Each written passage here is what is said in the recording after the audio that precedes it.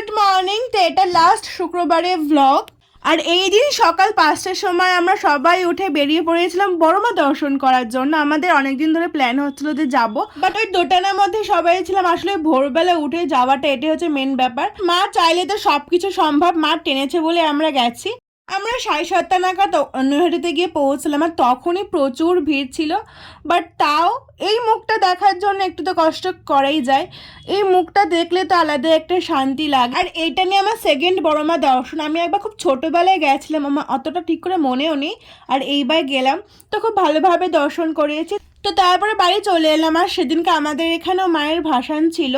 আর সত্যি কথা বলতে গেলে এই আনন্দের দিনগুলো খুব তাড়াতাড়ি চলে যায় আর কি। মা এই এলো আবার এই চলে গেল।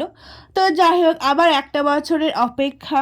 তো তারপরে সবাই মিলে আমরা প্রচুর নেচেছি, ফাটিয়ে আমরা আনন্দ করেছি সবাই এই 4টে দিন। আশা করছি এই আনন্দ যেন প্রত্যেক বছর আমরা করতে পারি। মায়ের যাওয়ার সময়টা না মনটা আপনা আপনি ভারী হয়ে যায়। আবার একটা বছরের অপেক্ষা, আবার সামনের বছরের জন্য প্ল্যানিং। সো বাস এটুকুনি ভিডিওটা দেখা হচ্ছে অন্য একটি ভিডিওতে। বাই।